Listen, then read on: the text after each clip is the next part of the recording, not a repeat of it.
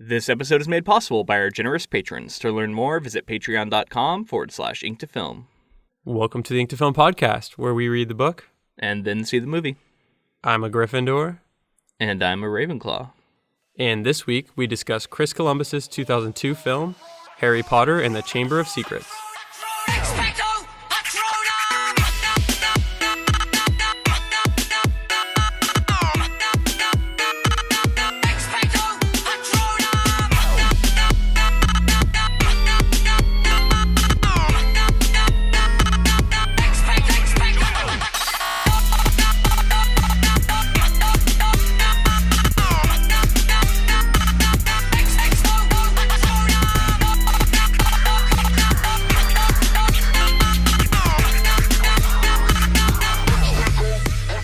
Okay, and we're back with another Harry Potter film.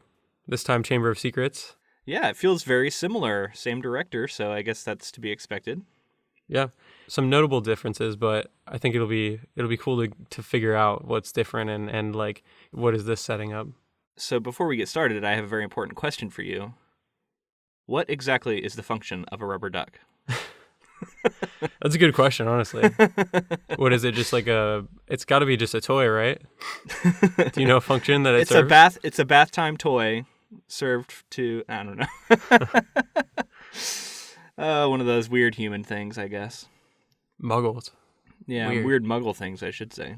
So yeah, before we really get into it, we did want to remind everybody that next week we're going to have our Last Looks episode, which is kind of just like a retrospective. We're going to talk about our past projects from this year. We're going to get some questions from the audience, from you guys. So go ahead and send those in if you can. inktofilm@gmail.com. I'm really looking forward to doing this. Yeah, I was looking at it, and last year we were covering 19 episodes when we did our Last Looks. This year we have 50 we've done. So quite a bit more content we've produced this year.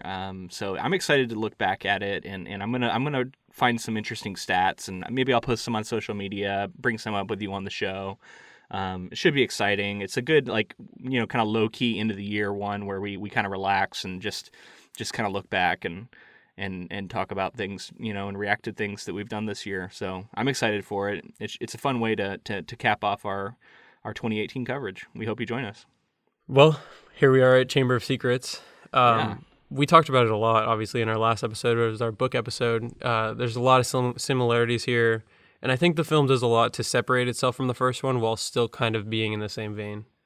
Yeah, it's interesting. As soon as you told me that Columbus directed Home Alone, I can't stop seeing Home Alone in these movies. It's very similar in a lot of ways. We got the start, early on in the movie, we got a floating cake dropping on a woman's head. Like, it's very kind of slapstick at times, played for these kind of like silly laughs, and it's very child friendly. I remember when this movie came out, I think I saw it in the theater the year it came out, so 2002, which means I would have been about 16. So I remember going like, why am I seeing this movie? Like, I was at that age, I was so just like, I was listening to Slipknot, and I was in a heavy metal band and Metallica and all these different things, and I'm going to see this kids movie, and I'm like, this is not for me. So it took me a little while, Did you stick around to the end? Oh no, I watched the whole thing for sure. The end's pretty metal. Right? Yeah, I know, and actually, one of my observations is when that basilisk is coming out of the mouth of that statue thing, it looks like the cover for like a black metal album or something. It was pretty cool. So it has its moments, definitely. And honestly, that last confrontation feels almost like a different movie in some ways. But yeah, I enjoyed it. I do think this is my least favorite of the films. I talked last week about how I actually prefer this book to Sorcerer's Stone, but when it comes down to the movies, this one just takes a slight second place to me as far as my least favorite. Mm-hmm. I don't know if it's a weird way to say it, because my other, the first movie is also my next least favorite. So, but this is the one I think I like the least. But I still enjoyed it. It's interesting because I disagree with you because I think that this is a better movie than the first one, but I have so much nostalgia for the first one that it's so hard to place these two. But I think that I do have Chamber of Secrets slightly, very, very slightly edging out Sorcerer's Stone. Yeah. Just because it was able to capitalize on the setting up that the first one did. We knew the characters, we knew the world, we knew all that stuff, and then just like kind of spinning it on its head and doing very similar things as we talked about. But also, I feel like there was a real vision here. I mean, there's a vision in the first one, but like there's something very specific that Columbus wanted to do with like maturing the story a little bit, not like Cuarón did with the third film, but like just maturing it within his own kind of premise of what he wanted it to be. And I think that kind of leads us into Columbus, unless you had some other general thoughts. Well, I mean, I agree with you, and I see what you're saying. I think for me, it didn't do enough to differentiate itself from the first movie.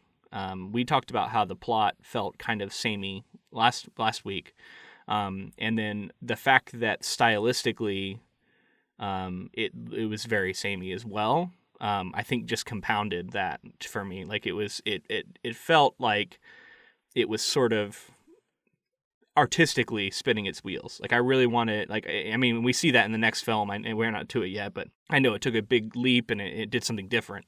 And I think that was smart to do that. I don't know if it was a limitation with the director or his vision of it or what, but to me, this just felt like just another of the same movie. Mm-hmm. So I have a question for you then, though. Is it because the story felt so samey that you felt like the direction and the filmmaking was the same as well? I really think that like a lot of the way these scenes are shot, a lot of the way that like the humor plays, how the action is, kind of the slapstick nature of it.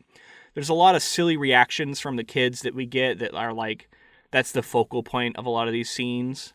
I definitely agree with the comedy element is very similar, but it feels very similar.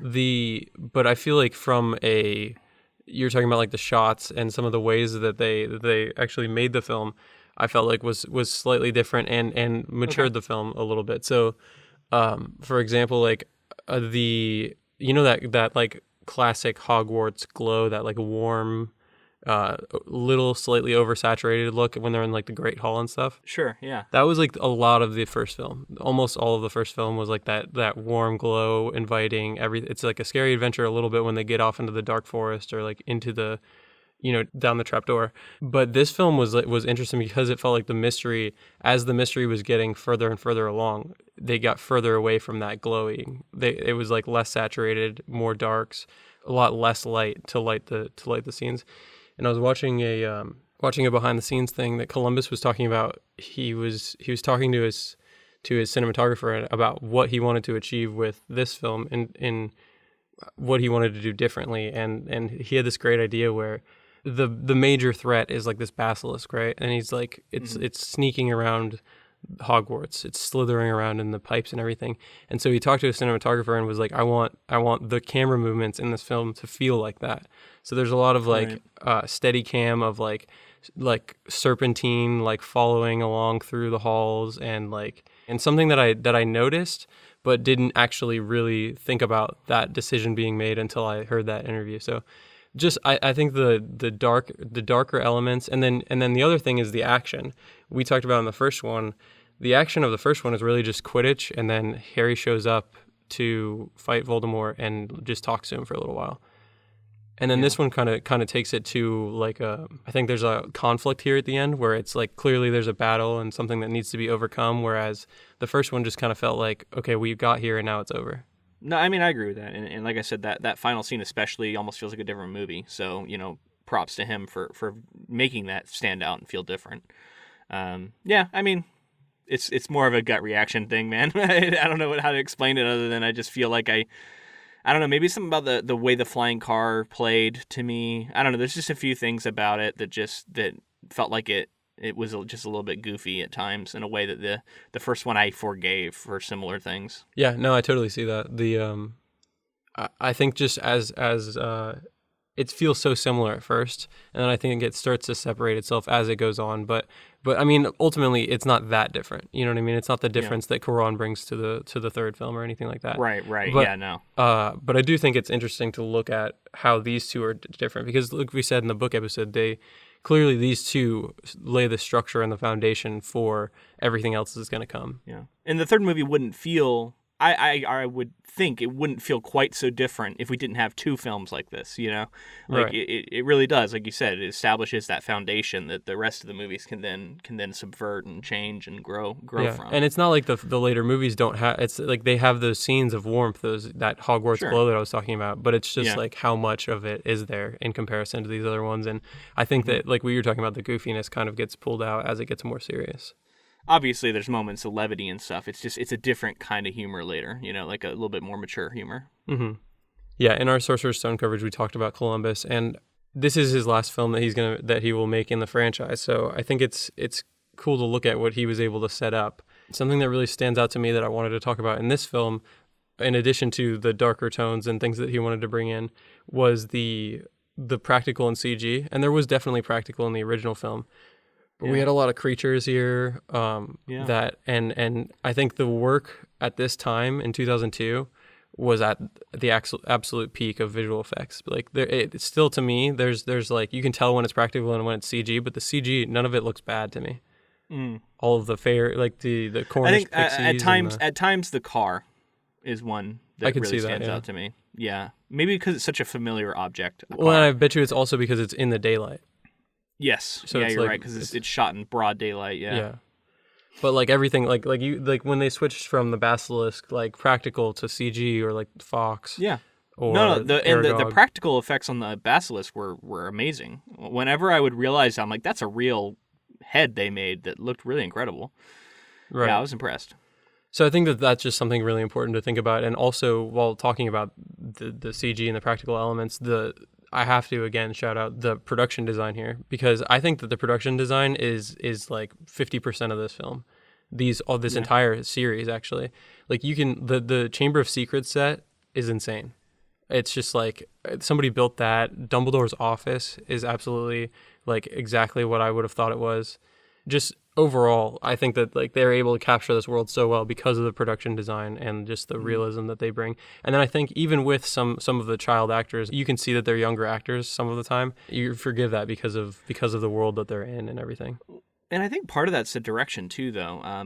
If you think about Home Alone, like what's some iconic scenes of Home Alone, right? Like you think Kevin McAllister slapping his hands to his face and screaming or like yelling or whatever, and like that kind of over the top thing, right? Like, and he's just reacting to aftershave, I think, in the movie. I can't remember. Yeah, I think so. So there's a couple of scenes like that where it's like it's kind of like a child's reaction is kind of like turned up really high, and it's played for laughs. And there's a few moments where I felt like that was a direction. It was like he was telling Ron, make as goofy a face as you can possibly make in this moment. Like, no, goofier. No, go goofier. Yeah. Like, and Ron, and like they really love to pick those lines that he delivered when his voice would crack and he seemed like really distressed and stuff. Like they were definitely going for him to be and some of them are funny. Like there's it's funny, but it's like, is it funny or is it good? And I don't know if it's both. But there's that scene in the car when he turns to Harry. Harry turns to him like kind of shocked, like uh-oh, something's coming, and then we get this reaction shot from Ron, and like it's like such a gifable moment because his face is just classic. I don't know what is going on with his face, but it's amazing. Yeah, he emotes. He killed it in this movie as far as those like crazy faces are concerned. Like anything when the spider stuff was being brought up, like he was way over the top. It was awesome. He was so like he would, I don't know, he just sounded like that a lot. Yeah. Why do it have to be spiders? Yeah. I don't know. I mean, I feel like I'm being mean, but like I honestly I enjoy it. It was funny. It's just like this movie is hitting on different things than we get later. You can't help but compare it to what comes later, and it's just like when you do that, it just feels like so different, and it definitely feels more geared towards kids. Before we leave that, I mean, I know we're not really to it, but that car scene, we're gonna hop around a little bit, I think, right? Mm-hmm. There's also right after that a reaction shot of Hedwig, and his eyes widen. Yeah, Did you notice that? Yeah, it's a funny scene. It's like so silly, right? Yeah. Like we see an owl whose eyes go and like widen like digitally because that doesn't happen with owls. So yeah, I mean, it's just a couple of things like that. I think that really like highlighted that this was a movie. It's like of a similar tone to like a Home Alone, right? It is played for fun, you know, mm-hmm. And you're not supposed to take anything too seriously, clearly. Right. Until you are later. Until you are at the end, when all of a sudden it's kind of a different movie. So yeah, I mean, I do agree with that. But even that, I have some issues with that scene and how it plays out in the movie. Maybe I should have had the issues in the book too, but for whatever reason, they stood out more in the movie. We'll get to them. Yeah. So let's talk about some of these new. First of all, shout out to the entire cast again, especially the adults. Again, killed it. Alan Rickman specifically. Oh yeah, I really liked him in this. Yeah, Alan Rickman. Richard Harris, and unfortunately this would be the last time we see Richard Harris as Dumbledore. Yeah, R.I.P. Robbie Coltrane, who plays Hagrid. Something that I feel like gets forgotten in later movies is how Hagrid is like the heart and soul of these movies. Like as far as like the older cast is concerned, like he really is. And I think the ending scene in this movie definitely plays that up to good effect. But yeah, shout out to all of them. And then the new actors that I feel like we definitely have to talk about. Gilderoy Lockhart, played by Kenneth Branagh. Now, do you recognize him from anything that you've seen? You know what? He looks familiar, so yeah. I'm sure there's something, but I can't put my finger on it. So, I mean, he's been in a ton of stuff, and he's like, again, everybody who's in these movies are basically British royalty, but he, fairly recently, he was one of the, like, commanding officers on the beaches in Dunkirk. Oh, yes. He's the guy who's, like, standing out on the pier, like... Yes.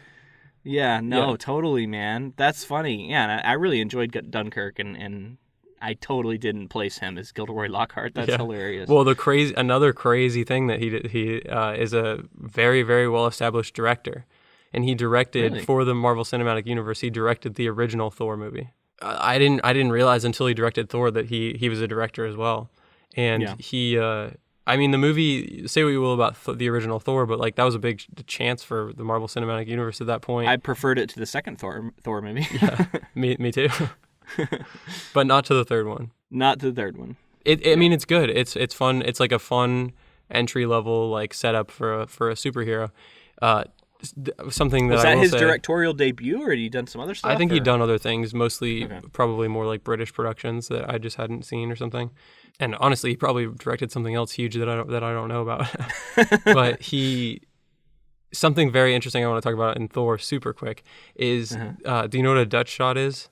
Oh, it's like that crooked angle? Yes. If you look at the amount of crooked like Dutch shots in Thor, you're going to be blown away. Like next time if you ever watch that movie again, So is that considered a good thing, or is that considered like he overdid it, or? I think he overdid it personally, but I don't know what other people feel about it. But it's just like notable to realize that he was just like constantly doing Dutch shots. It's not a bad thing necessarily. It's just a stylistic choice. He wanted it to seem like. So what if I can pick your cinematographer brain here a little bit? if you can put that hat on for a minute. Yeah. What is the point of doing a shot like that? What sort of effect does it create? So if somebody says Dutch shot to me, I think of like horror movies. There's a lot of Dutch shots in horror movies. It's like something's askew. It's askew, unsettling. It's meant to make you feel like, and I think what he was trying to do in Thor was, because it takes place on Asgard, is that otherworldly feel. It's different. It's something that you don't see a ton. But it was just, and like you do see, like there's Dutch shots in this movie in Chamber of Secrets. Like I can think of a couple. Almost every movie I feel like has some nowadays. At least. There's a couple that I can like. I think when Tom Riddle and Harry are talking to each other, which is a good example of it's like a darker scene, darker moment. So you put the camera on a little askew. That makes sense. Yeah, unsettle the audience, make them feel on their back foot or like off put. But to get back to Chamber of Secrets, I mean, he killed it as Gilderoy Lockhart. To get back to what he did in this movie, and like there were other people up for the role, but I was reading through the list and I didn't feel like anybody. I think Jude Law was up for the role, but he was like supposedly too young for the role. He would have killed it, I think, as Lockhart, but I mean, Kenneth Branagh, like he kills it and makes me hate him so much. Yeah, I it's funny because like again I'm like nitpicking, and I think it's just because I read the book and then saw the movie, and so now I'm starting to play around with characters in my head as like a writer. I'm like, what could have been different? And for me, I kept wondering what this movie would have been like if Lockhart wasn't played as a immediately dislikable character. Yeah. Like, what if when we first met him, we kind of believed his bullshit? And it wasn't until later. The first time we meet him, like in the bookstore?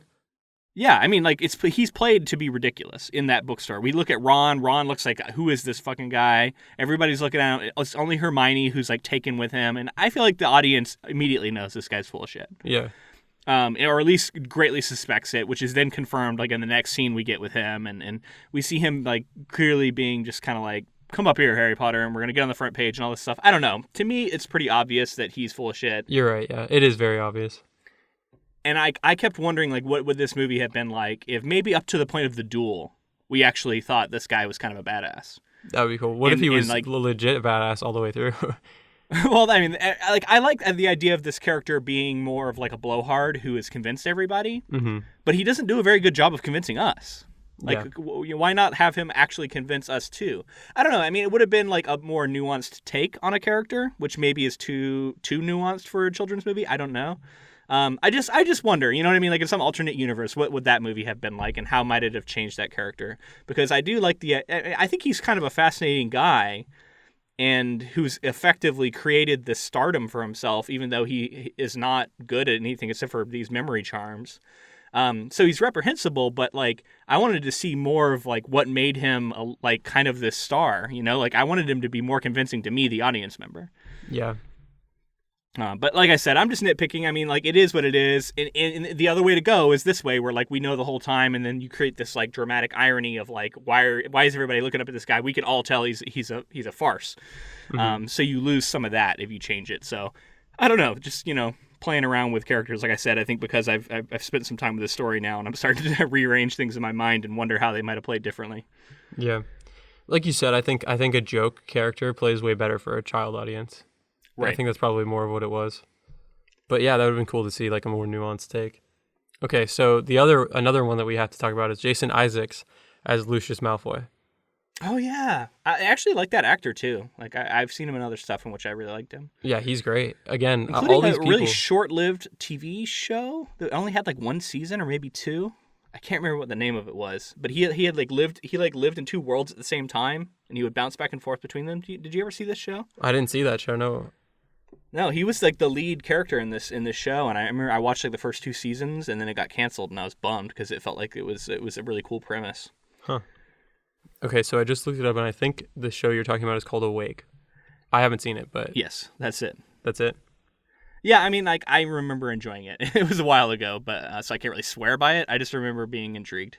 Yeah, I'm looking here on his IMDb, and he's done so much too. Like, he was in Avatar: The Last Airbender as a voice actor. He was in The Patriot. Yes, well, he was like the main British bad guy in The Patriot, right? Which that movie is pretty bad in retrospect. Yeah. If you want to watch there's like a History Buffs channel on YouTube that dissects like in all the ways in which it is terrible, about history specifically, but also in a lot of ways, that I do highly recommend. But that's besides the point. That I think he actually does a pretty good job in that role. Oh yeah, and he's also Captain Hook in Peter Pan. In the old not the animated film, but the live action film. Not Hook, either. Peter Pan, he plays Captain Hook. Okay, I don't know if I'm thinking of the right one, because I'm thinking of Hook. Hook is Dustin Hoffman, yeah. Not that one. Okay, yeah. So not that one, a different one. Okay. Yeah, it was the Peter Pan from like 2003. He played Hook in that, which is interesting. I don't know if I saw that one. Oh, so I got a question for you. When Hermione repairs Harry Potter's glasses, she's not in school, so she's technically casting a spell when she's not supposed to be, right? Yeah, that's true. I mean, she did it on the train in the first movie too. That's true. So she's a rule breaker. Yeah. Well, we come to see that with the Polyjuice Potion and stuff. That's true. I mean, but yeah, I mean, but I would feel like some of these other ones, she doesn't have like some really pressing reason to do them. She's just like, she just enjoys doing it, I guess, casting spells. Yeah. I get the feeling that she's casting spells all the time from that.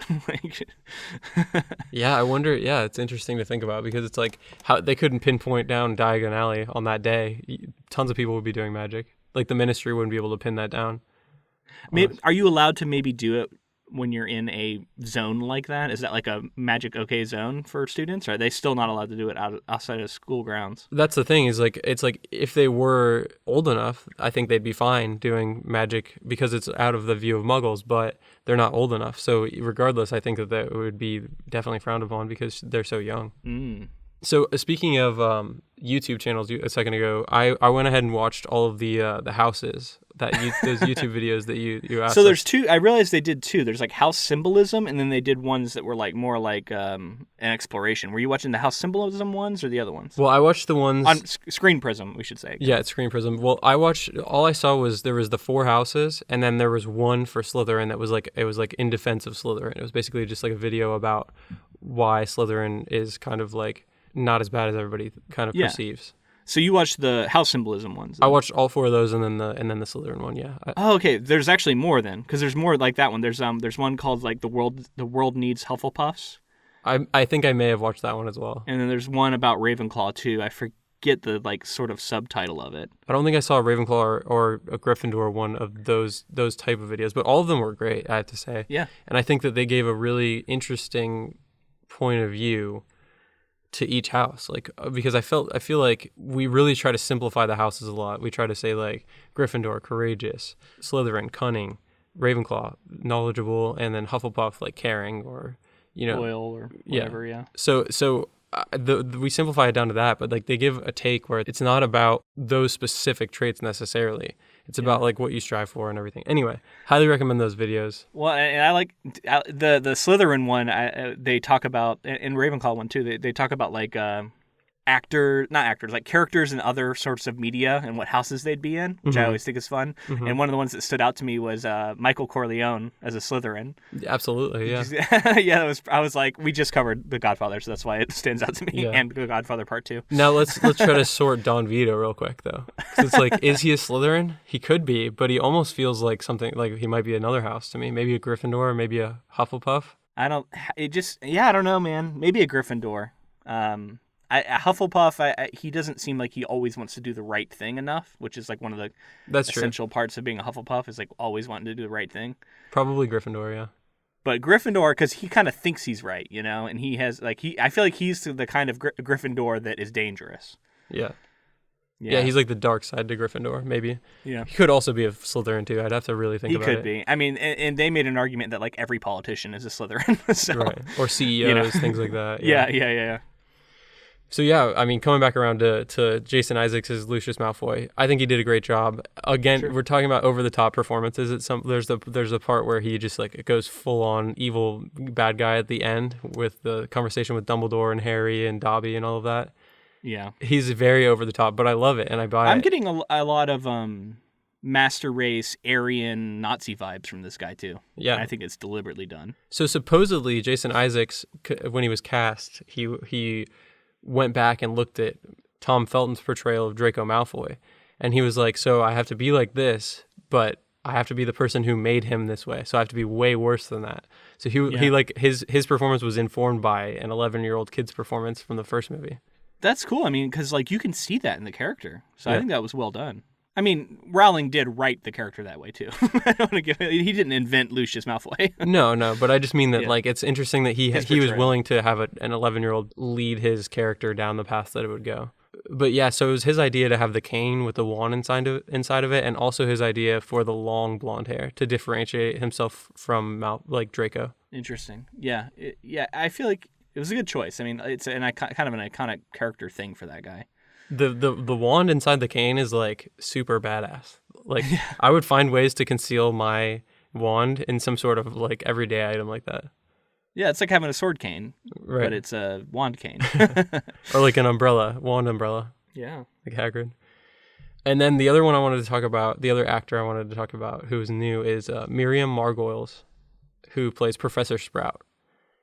And she doesn't have a ton to do in this movie, but the reason I bring her up is because as soon as I saw her on screen, I knew that is exactly what I was envisioning a Professor Sprout would be.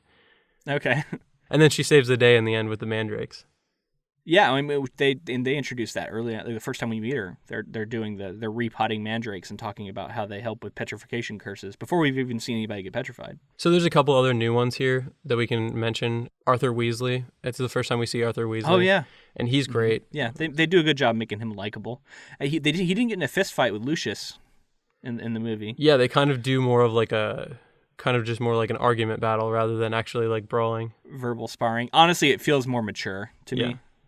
I agree. But I don't know. It's interesting because, like, I think there's something to be said for the idea that they lose their cool and literally punch each other too. I don't know, but I think it also like preserves the animosity between them, and that they don't actually get into a fist fight. It's like they still have that animosity building up between them instead. So I think it was a smart move ultimately to not have them have that kind of brawl.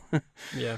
So there'll be other actors as we go. I'll bring them up if I can. But there's like plenty of other students at Hogwarts that are new that we can touch on as we go potentially. So I'm just gonna kind of give the major topics and points that happen in the story, and then I'll stop at some point. We can just go over them. At the Dursleys, Harry has to be quiet during a dinner party. Dobby appears and tells Harry not to go back to Hogwarts, and he's stopping the letters from getting to him. Dobby then drops a cake on the guests, and Harry is locked in his bedroom with bars on his window. Ron, Fred, and George come, burst him out, and save him in the flying car, and they take off and go to the Burrow. And then we meet Arthur Weasley. They're hanging out at the Burrow. We get to see what their home life is like, and then they use the flu powder to go to Diagon Alley. Harry goes too far, and he ends up in Nocturne Alley. And then we get the scene in Flourish and Blotts with Lockhart where they're going to make the front page. Yeah, I one scene that stands out is Ginny and how she her eyes just like pop out of her head when she sees Harry Potter, and then she like doesn't say anything, and then they're like, oh, she's been acting weird all summer. And like I said, like this is another moment of like the child reactions being kind of over the top and played for laughs, and this one works for me. I was going to say this one is almost less over the top for me and a little more true to life. Yeah, and that's the fine line. That's the fine line he walks with these, I think. Yeah, because I could see a young girl who's crushing doing something like that and being like a little over dramatic about it, and I just think it works really well. Absolutely. So Dobby is an interesting character. He's a full CG character, and he's blended into the scene fairly well. I think he would be one of the things that I look at that doesn't quite look as good as something we could do now, obviously. But it was like, it was like 16 years ago or something. Yeah. I mean, he could have been done they could have done him as a puppet, like Dark Crystal style. I would have loved that.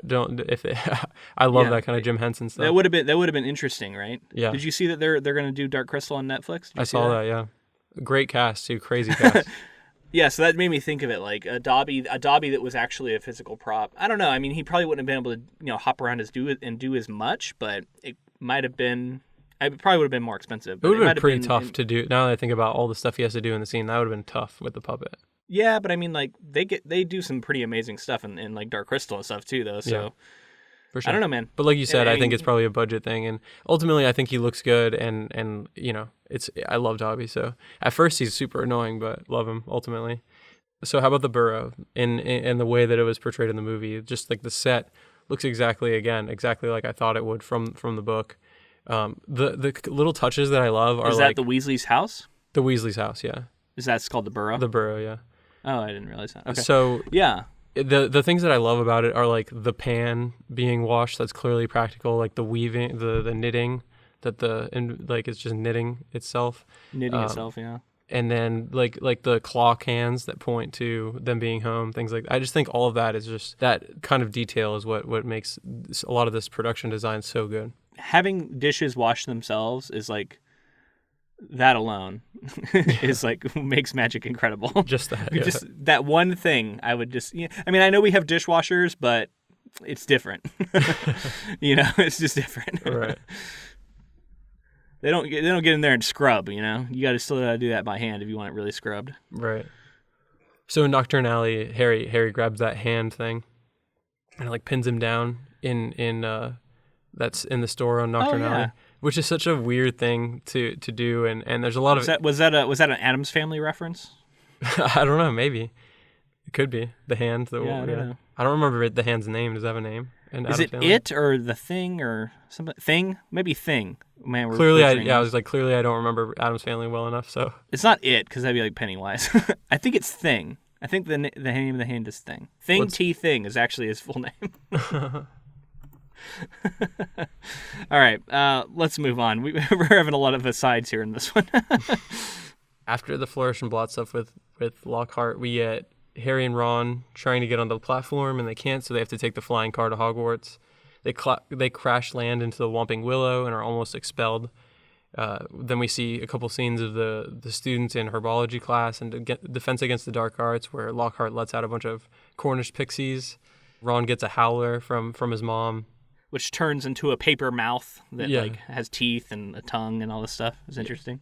I couldn't help that part. That was the part that I had to say. I memorized that, the howler, the whole howler scene. I love really? Yeah, screaming it with Mrs.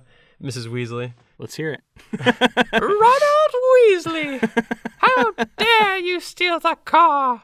I am absolutely disgusted. Your father is now facing an inquiry at work, and it is entirely your fault. If you put another toe out of line, we'll bring you straight home. Oh, and Ginny, dear, congratulations on making Gryffindor. Your father and I are so proud. Well done. I'm impressed. That might get cut, but for now it's there. No, dude, it's perfect. You gotta leave that in there. So, so the Howler, great scene.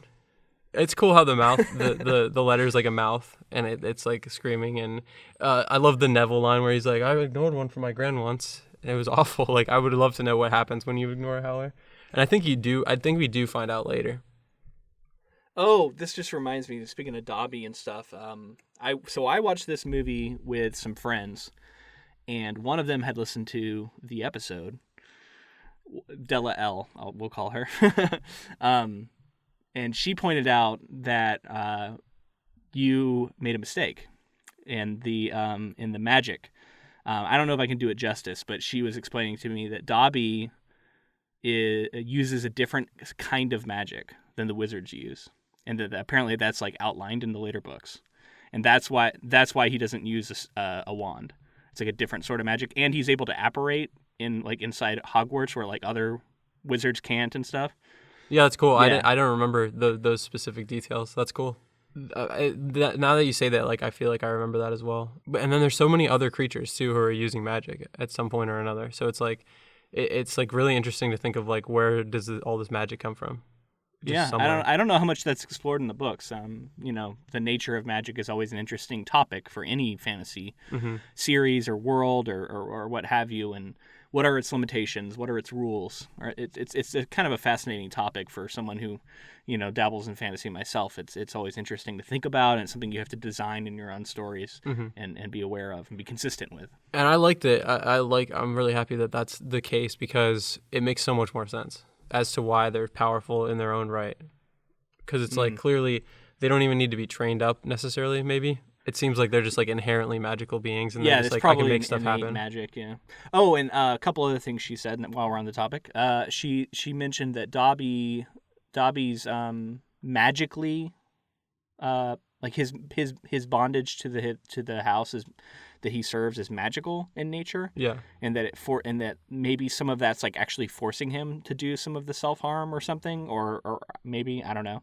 And it's also like when he can't talk about things, like it could be actually magical in nature. That I could see for him sure. Not be able to do it. Not being able to talk about stuff, we see later it being something where it's like you're not able to talk about certain things because they're cursed in one way or another, and you can't specifically do it. So that makes a lot of sense.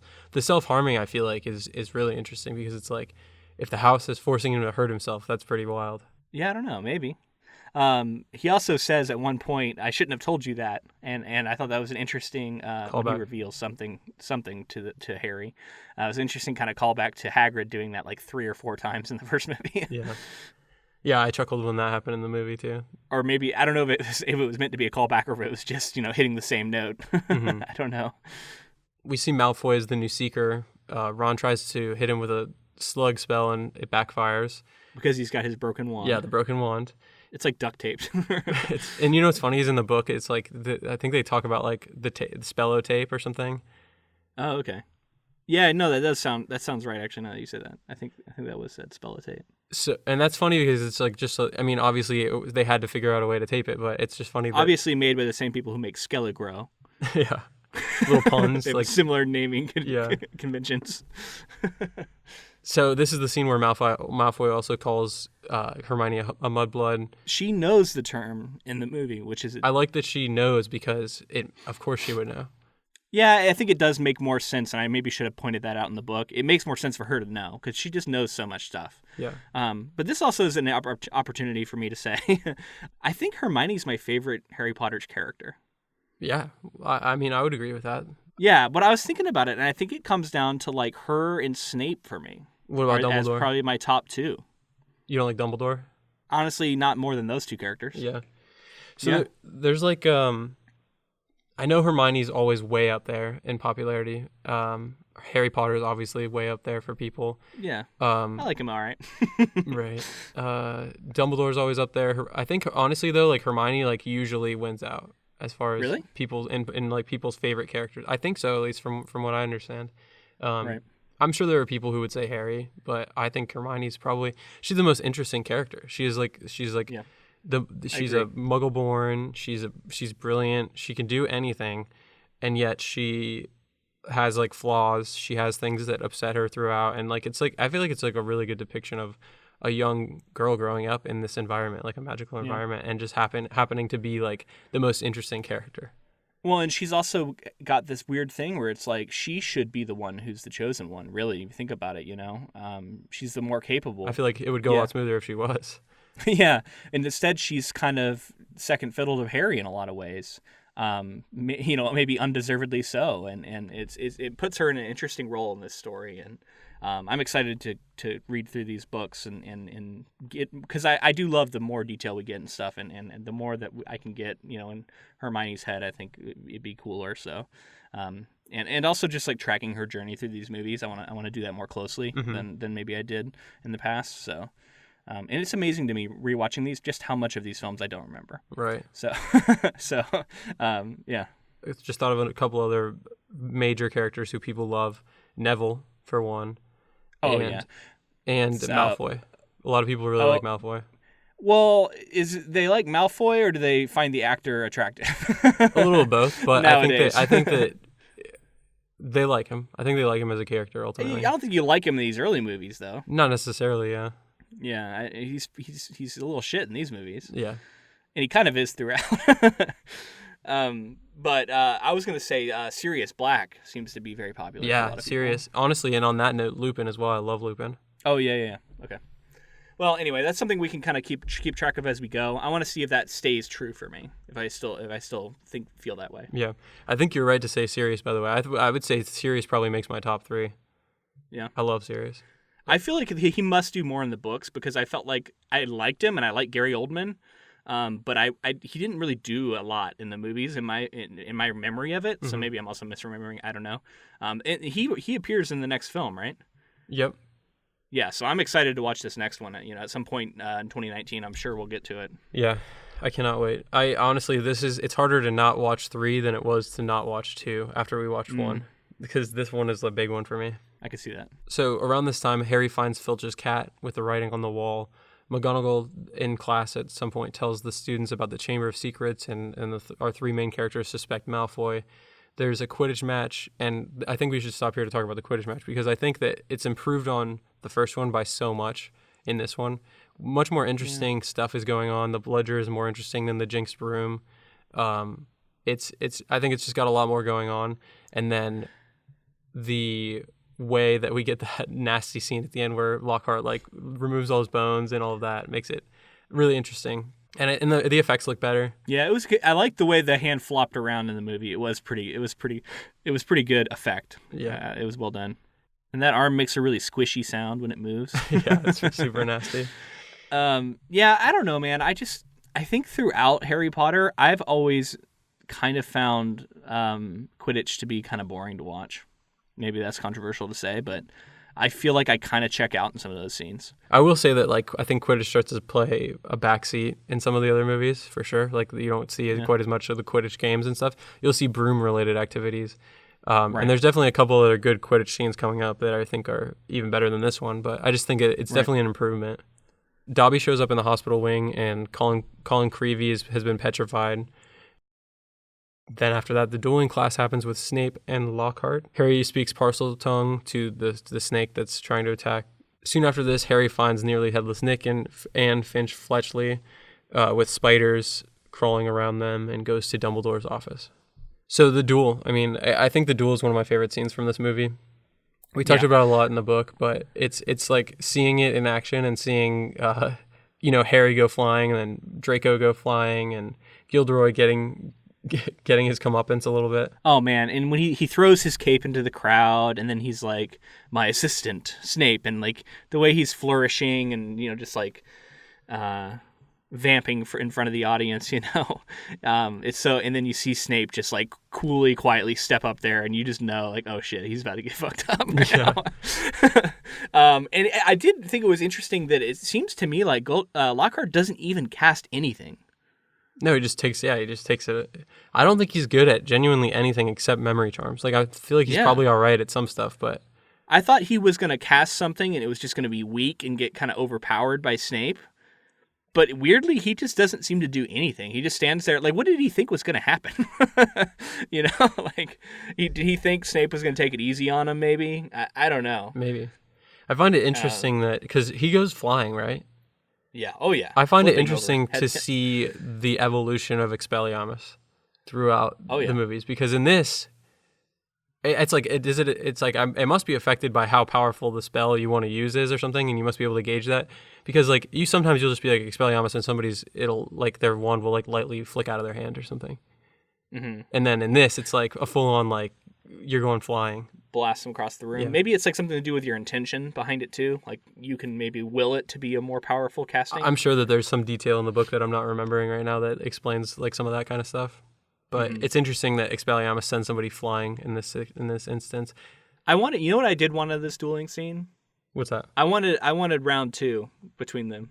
Lockhart and Snape? I wanted Lockhart to try some other method in which he thought he was going to be able to get the better of him and then him get his ass kicked again. I don't know. I just wanted more of it. You know what I just thought about? He does use a spell. He uses it on the snake. He just sends the snake flying into the air, which does nothing. Yeah, that's true. And I also I don't think Snape tells Malfoy. I mean, I guess I don't know for sure that he did in the book, but we got the impression that he did in the book, right? Because we see him like whisper something to him. I'm pretty sure it's still implied here. I didn't think so. I thought that was just something Malfoy did on his own, and then Snape has to take care of the snake. But it didn't feel like it was orchestrated by Snape in the movie to me. Gotcha. Maybe I'm just misviewing. I mean, maybe I'm misremembering or something. But that was something I wrote down because I was like, it didn't feel to me like Snape orchestrated this, and he was kind of surprised about the snake, and he was surprised that Harry Potter was able to talk to it, and all of the above happened. Well, I feel like to me, there's always like there's this one reaction shot from Draco where he basically like after he gets picked up, he like looks over at Snape or like smiles at him or does something, which kind of always hinted to me that like, okay, I'll do what you say. Yeah, it could also be that he just wants to impress him, right? Because he probably looks up to Snape as the head of. Is he the head of Slytherin House? Yeah. It's not as it's not actually there. The details are kind of murky, but in the book he does tell him to use that spell. I think he definitely whispers something to him, and I think that's a strong implication. Yeah. So going up to Dumbledore's, I just had to note. I think the password is Sherbert Lemon to go up into his study or whatever. Dumbledore's an eccentric guy. he loves that kind of stuff. I know he really likes lemon drops or something like that. He likes like lemon flavored things. Yeah. And he meets the Phoenix for the first time, and this made me think of another project that we covered. I want to see if you can pick it out. So when he first meets the Phoenix and it burns, and then they all gather around as it's like the baby's coming out of the ashes. Can you identify what scene that would make me think of? The egg scene from Jurassic Park.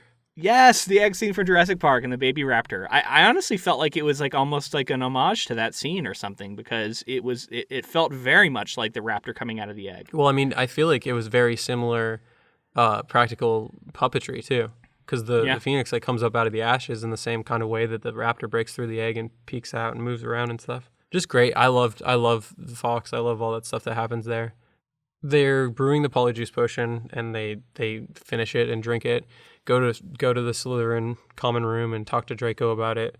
And soon after they find the diary, Harry goes into the past in the diary, sees Tom Riddle's memories or what Tom Riddle wants him to see. The Quidditch match gets canceled and McGonagall brings Ron and Harry to Hermione, who's been petrified with a mirror in her hand. So I just wanted to mention that when we first see this happen, Crabbe and Goyle come out and they see 2 floating cupcakes in the middle of a hallway and nobody around. and their reaction is, "Oh, cool, let's eat these." Yeah. Well, I mean, Malfoy doesn't even know if one of them can read, so. Yeah, I mean, I get that they're dumb. I just, to me, that's another, like, it's almost like as inexplicable as some of the things that the wet bandits get up to in the Home Alone series. Yeah. Well, it's like, I guess, putting myself in the shoes of somebody like that, I would just say that maybe they were like, oh, it's Hogwarts, it's magic, there's magic everywhere, whatever, there's floating cupcakes out here, might as well eat them. Yeah, I suppose. So Hermione's petrified, and she is found with the mirror, and Ron and Harry don't really understand it at this point. They go to Hagrid's, and that this is when Dumbledore and Cornelius Fudge show up. Then Lucius shows up, and Dumbledore and Hagrid are taken away. And I love where they're like just outwardly saying a bunch of stuff, and Dumbledore's like winking at them and seeing that they're underneath the cloak in Hagrid's hut, and he's like, if anybody needs any help, it'll always come to those who ask for it at Hogwarts and all that stuff. And then Hagrid, he leaves, and then Hagrid's version of that is, if anybody was looking for anything, they could just follow the spiders. And Fudge is like, what is happening? And then he's like, and somebody needs to feed Fang while I'm gone. Yeah. Just wanted to say that. I like that scene a lot. I feel like that scene works really well. It's because it's like such a low moment. And what's up with no due process for Hagrid? It's just like suspicion, you're going to prison. Oh, yeah, I think it's like there's a little bit of, we see later in the books, and I think this is what I've always drawn from is there's a little bit of like, also like he's like a half giant, so maybe there's a little racism in there mixed with the fact that he had already been kind of caught before and expelled and just been... Just haul him off to prison, unilaterally, no trial, nothing. No evidence, really, just like out of suspicion alone. It's pretty wild for sure. I've always assumed that also that because Hagrid was kind of on a last strike situation because he had been expelled and caught, and he's only groundskeeper because Dumbledore allowed him to be and stay there and take care of the grounds and everything. So he's there on like, and then if the attacks start back up and everybody thinks it's him and and Aragog, then that's like enough of a reason, I guess, to get him taken away. And Dumbledore says like he has my full confidence, like it's not him, but they're not listening to Dumbledore at this point. So follow the spiders. We follow the spiders in to the Forbidden Forest. And some things that I thought about on this viewing are, do you think that Spirit Quirrell Voldemort from the first one roaming through the Forbidden Forest ever happened across this area, this hollow area where the spiders are at? Do you think he knew they were there? Just kind of like weird things that I was thinking about. Like, yeah, I don't know. It's kind of interesting to think that maybe Spirit Voldemort was hanging out with unicorns and centaurs and also giant spiders out there somewhere. Sure. I mean, I think he would have probably enjoyed it. Yeah. Like in the book, we get the spiders attack at the end of it because for whatever reason, they just have to attack. He can't stop his sons and daughters from attacking fresh meat that walk into their meadow. Pretty brutal. Or the hollow. Tom Riddle first shows Harry the past. Mm-hmm. We get a young-ish Dumbledore. Yeah. From 50 years ago. And I was thinking about it on the timeline with Fantastic Beasts. What year is Fantastic Beasts supposed to be taking place in? I don't know exactly. 30-something, right before World War II. Well, you're saying Fantastic Beasts 2 is right before World War II, yeah. Right before World War II. Yeah. So he looks like Jude Law then, and then maybe 15, 20 years later is when this would be taking place. Yeah. He looks like full-on old Dumbledore. I've seen a lot of Harry Potter fans talk about this online and stuff, just like basically saying like, why did he stop wearing three-piece suits and start wearing like magical wizard robes in 15 years? One of the funniest responses to that, did you see this one, was somebody responded and they were like, tenure. Oh, tenure. Yeah, that's hilarious. I feel like I may have seen that. That's so funny, though. I love it. Yeah, I like that. It's time to put the robes on. He got tenure and he started wearing flashy robes and grew his beard out long. Yeah. There you go, man. We also get Hagrid, who, it's interesting. Young Hagrid is shot like all in darkness, and he sounds the same. But I don't know. It was interesting. They didn't try and like really cast a young Hagrid. Maybe they just couldn't get somebody who looked convincing enough. I think, from what I understand, it was the body double for Robbie Coltrane it plays a young Hagrid. Oh, so it's just the body double who's normally in there to like kind of for a size double to figure out how big Hagrid should be. They just took him and put him in the scene and like didn't show his face basically and had the actual Hagrid voice. So Harry and Ron escape the spiders. they go back to where Hermione's petrified in the hospital wing, and they find a paper with basically all the answers in it, clasped in her other hand. And soon after that, they hear that Ginny's been taken to the Chamber of Secrets by the teachers. They're all kind of congregating, and then so Lockhart's going to try to get down there. They go after Lockhart, and he's trying to run. They stop him and force him to go into the chamber with him. So they go to the girls' bathroom to talk to Myrtle because they know that that's who'd been killed, and she kind of says that area is where I saw the eyes when I was killed, which leads them to the sink where the Chamber of Secrets is. So, a couple things here. Before we get too far past the spiders, I did remember something. Some of my friends pointed out again, or they asked a question, and I wanted to ask it of you and see what you think. When Aragog says he came over in the pocket of a stranger, or something like that, do we think that could be Newt Scamander? I think I saw something online about this as well. I think it's a cool headcanon. I think that'd be awesome. Yeah. I mean, we know that he likes these like weird creatures and stuff, right? So I could totally see that. Yeah, I would have to I don't know. I would have to try to figure out where they're at in the timeline. The problem is the stuff with Fantastic Beasts is getting a little like it's muddying up the timeline a little bit. So we're trying to figure. I don't know. I think at some point we'll know exactly what J.K. intended for every single thing, but for now it's kind of up in the air for some stuff. But yeah, I mean, I like that. Why not have Newt Scamander be the one who brought Aragog to Hagrid? Yeah, that could be interesting, right? And then so the other thing is the basilisk. We haven't quite seen it yet, but as soon as we do, they also like when they first go down and they see the snake skin. I think Harry says something about it being 60 feet long, which is 3 times the length of the 20-foot long basilisk that we had in the book. Yeah. And then when we see it, that thing has the head the size of a Volkswagen. How is that fitting in any pipe? What pipe is there in Hogwarts that could fit that size of creature? Magic pipes.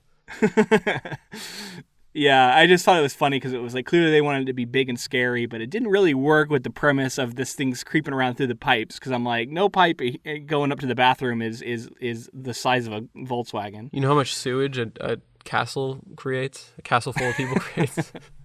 Yeah. No, but I mean, I will say that the entrance where they jump in, that could just be the area that it slithers up and comes out right there. But then that doesn't necessarily... I mean, it's so big it would fill up an entire hallway. Yeah. You know, like that thing is, and it's 60 feet long. Like that thing's not sneaking around Hogwarts.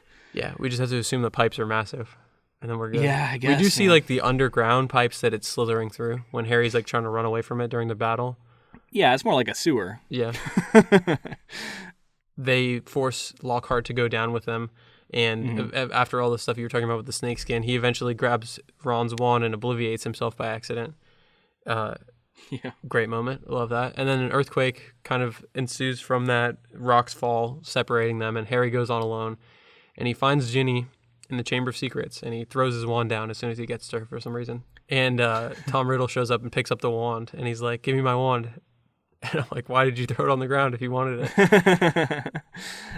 Tom Riddle. Yeah, so Tom Riddle comes out and he proceeds to literally and figuratively spell everything out. Yeah. Literally spells his name out to show him I am Lord Voldemort anagram. And then he spends like 5 minutes explaining his plan. Mm-hmm. And it just highlighted that trope, you know, like that the villain outlining, well, this is why I did it, and this is why I did this, and this, you know, let me explain everything to you. I think it's another weakness of this scene, honestly. And it's not unforgivable in a children's movie, you know, because it kind of explains everything necessarily that you need to do. But again, it's just one of those. I think every time that something like this happened for me, it kind of notched it down a little bit. And that was my one problem there. And also just makes me, I want to call Lord Voldemort, I just want to call him Tommy from now on. Tommy. Just call him Tommy? Tommy Riddle. Because his name's just Tom. Yeah.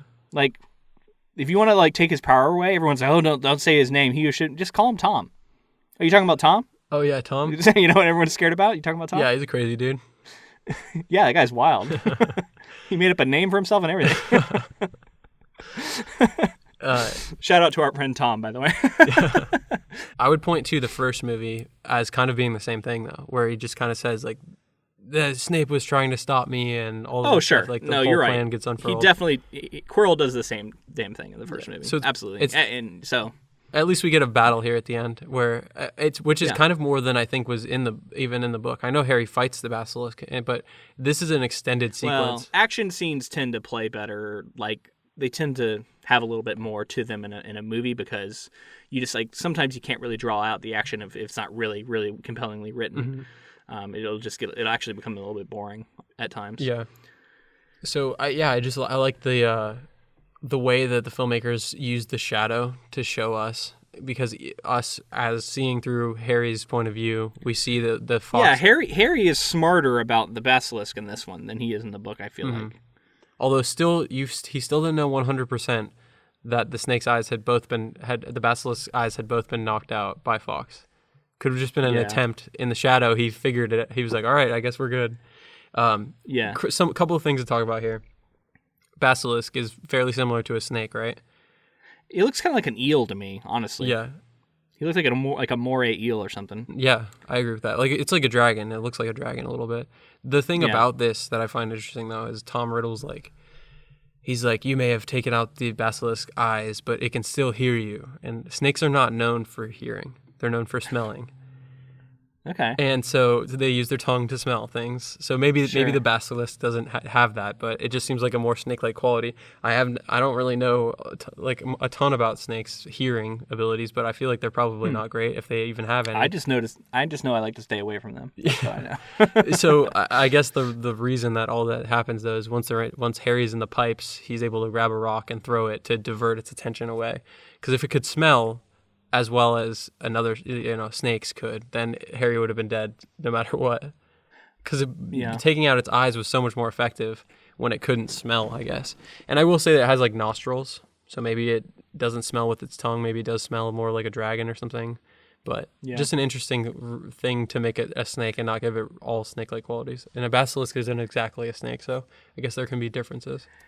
So there's also a convenient, like, I think cave-in happens to separate Ron from Harry. Well, yeah, Lockhart obliviating himself serves as also starting the earthquake.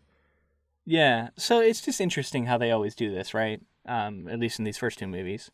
Like, Harry has to be alone when he goes into the final battle, right? Because we can't... It's weird. It's like they don't want to, like, any credit to go to, like, Ron or Hermione or anybody. It has to be just Harry at the end. Yeah. I don't know. It's weird. It makes that scene. It definitely highlights like Harry is the important one.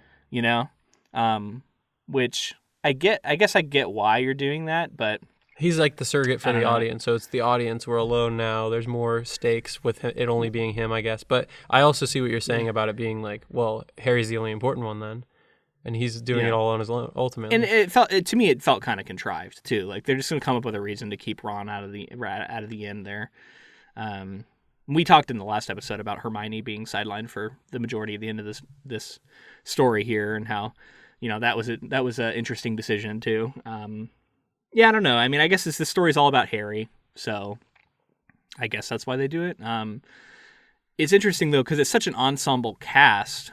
And it's got such memorable characters. Why not have all of them be there at the end? I think they do justice by the supporting cast. I think that like their characters are really well realized, and I think that they work really well. But yeah, like you say, ultimately, I think it's just a story that J.K. wanted to tell is just about Harry Potter, and like. Maybe there are, I like to think of a world where we got other people at Hogwarts viewpoints when they were just doing normal things and going to class, and then Harry's like off doing ridiculous shit, and they're like, why can't he just be normal? Why can't he just do normal stuff?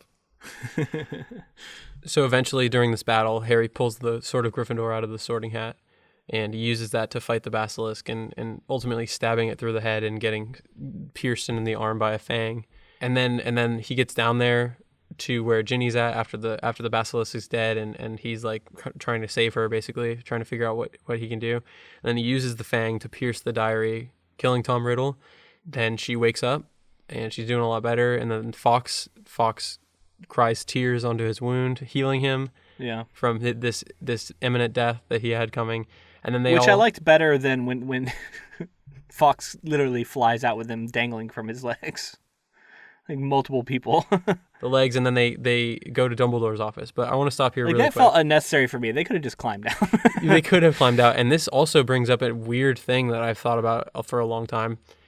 There's like this gap in the ground, this like fissure that you can look up and see Hogwarts Castle from. So you could just jump on a broomstick and fly down this fissure and stumble upon the Chamber of Secrets. Huh. You might not be able to open all of the gates. Maybe they probably sealed it after this, I would imagine. Well, I just mean that before this, before it right. had been reopened, somebody could have at least found the entrance to it. Yeah. Whether or not Maybe they could there's open lots it. of like little caves and stuff around the area that people don't go in. I don't know. Yeah. I just thought it was interesting that it's not even necessarily sealed. It's like like an open. It's not really that well hidden. And then so they go to Dumbledore's office, and Ron goes to send an owl to save Hagrid from Azkaban, and Dumbledore talks to Harry about what it means to be a Gryffindor and why he actually is a Gryffindor and what makes him a Gryffindor. And then Lucius Malfoy shows up, and kind of just for whatever reason, just to be like, "Oh, you're back, are you?" kind of thing. Yeah. And then there was really not a huge reason for him to be there. Dumbledore's back, like, what are you gonna do? And then we get some of Dobby's with him. The line. So there's a line where he's like, let us hope that Harry Potter will always be here to save the day. And then Harry's like, don't worry, I will be. Apparently that was like Daniel Radcliffe ad-libbed that line. They like on the day like figured out what he was gonna say, and he just said that. And nice. Jason Isaacs was like blown away by the fact that this like 12-year-old kid had like because he delivered it like pretty hardcore. It's a little cheesy, but I love it. I like it. I like that. I will say, Harry Potter totally calls out Dobby in front of Lucius. Yeah, he gives away the whole game. If he hadn't saved him here, it would have been like he would have been tortured. He would have been tortured over this, and you just fucking like called him out. Yeah. It was a pretty low blow, honestly. Because I'm like, really? You're just gonna call him out right in front of this guy? Yeah, but luckily, then Lucius just turns to him. He's like, "I'll deal with you later." And we're like, "Oh God, what is that?" That was gonna be really bad. So and then Harry slips the sock into the diary and hands it back to Lucius, and then we get the Dobby standing up. He doesn't toss it in the movie. He hands it. Right. I think he hands it to Dobby. Yep. So I guess it makes a little more sense. I don't know. And then he tries. So this is another thing that I like to think about. He was about to use Avada Kedavra. Like you can hear Lucius like beginning to say Avada Kedavra. And that's the kill spell, right? So he was going to kill Harry Potter in front of Dumbledore's office. Jesus. Yeah, right. It seems pretty extreme. I don't think that that's from the book. I think that was like a movie only thing. Yeah. So. That would have been a bold move on his part. Yeah. I mean, you want to go to Azkaban? I'm going to murder a child, even if it's not Harry Potter. I'm just going to murder a child in Hogwarts right in front of the headmaster's office. I've always thought about this as well. If you can put some sort of spell, or you can put some sort of powers over Hogwarts so that people can't operate in. Can't you just make a spell so nobody can use a killing curse inside Hogwarts too? It feels to me like kids might experiment with the killing curse and kill each other. Yeah, you have to be pretty careful with that curse. Yeah. So Dobby stands up to Lucius and like sends him flying, and he's like goes, like I said before, he goes full villain, and he's like, you will pay for this. Your parents were meddling too, and you're going to meet the same sticky end. And then we get the final scene where all is that the final scene? Yeah. Where like all exams are canceled. Oh God, I want to talk about that for sure. Yeah, it's the scene where Hermione is unpetrified and she runs up, and I love this scene actually, where they're running up and hugging each other, and I have a lot of nostalgia. I think this is a scene that I sometimes correlate. Like sometimes I feel like this scene happened in the first one, but it clearly didn't. But for some reason, like it's a very nostalgic scene for me. Like it feels like a classic Harry Potter moment when and then Hagrid shows up and everybody's clapping for him and everybody's so happy. Like, there's like this rousing round of applause. Yeah, it feels like a very like classic Harry Potter moment.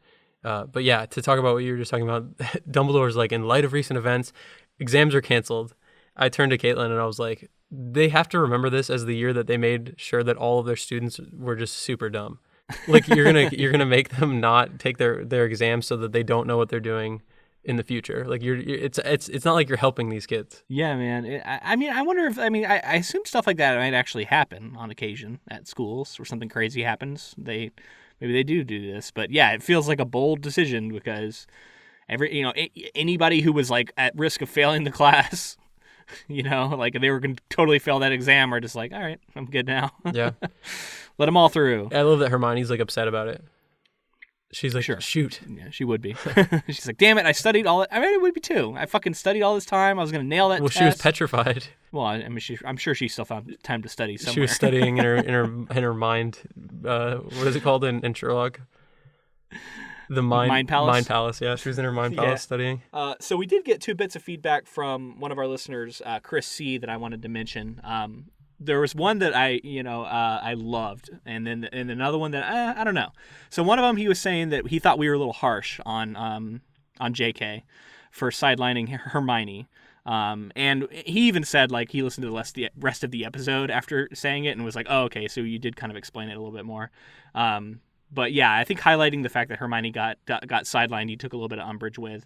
Do you want to weigh in on that? Do you feel like in the movie, did it play better? Did it play differently?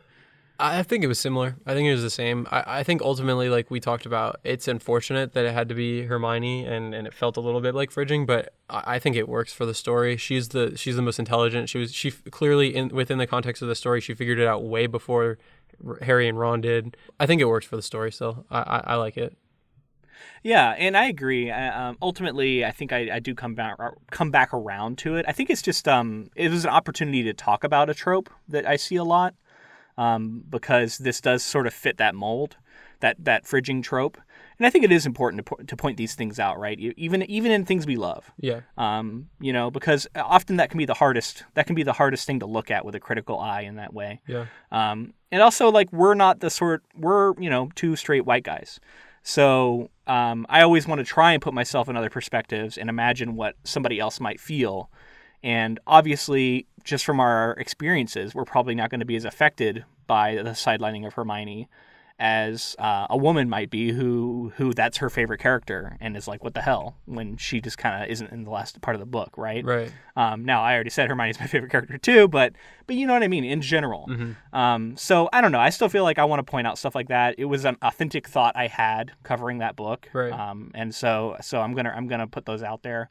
I don't expect everybody to agree, and ultimately I can see both sides of it, and I come down on the idea of like, yeah, JK did an all right job with it. But the other thing he said that I actually really liked was he was reacting to us sorting Trump and like trying to sort Trump, and he said that he thought Trump would be more of a squib, which I love.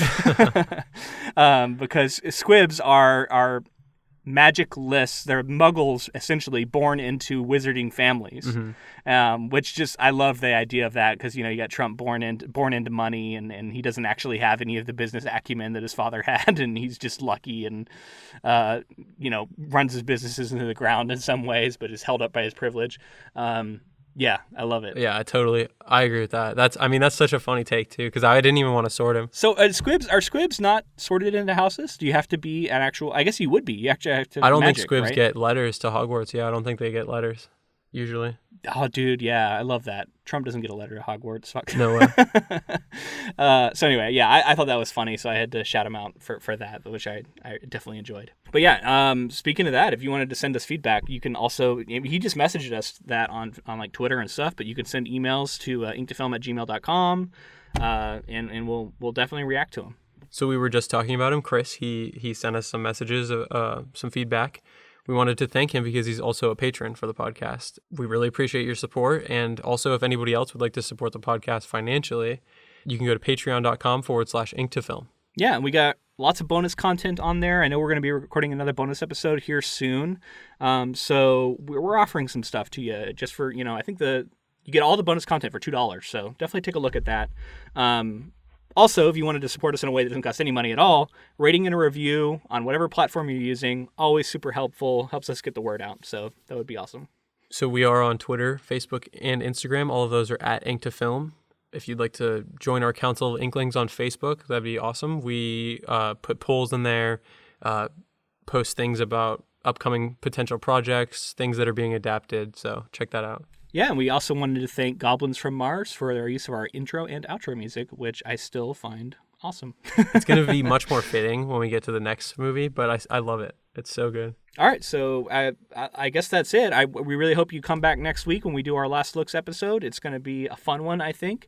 We look back at the year of 2018 and the 50 episodes we did, and it should be a lot of fun, and we hope you come along for it. Yeah, and make sure to send in questions or any feedback or anything that you had from throughout the year. Yeah, topic suggestions. If there's anything in particular you'd like to hear us talk about, any last-minute feedback on any of the things we covered, like this is your last opportunity to get it to us where we could still talk about it on an episode. So make sure to do that. All right, and until next time. Thanks for listening.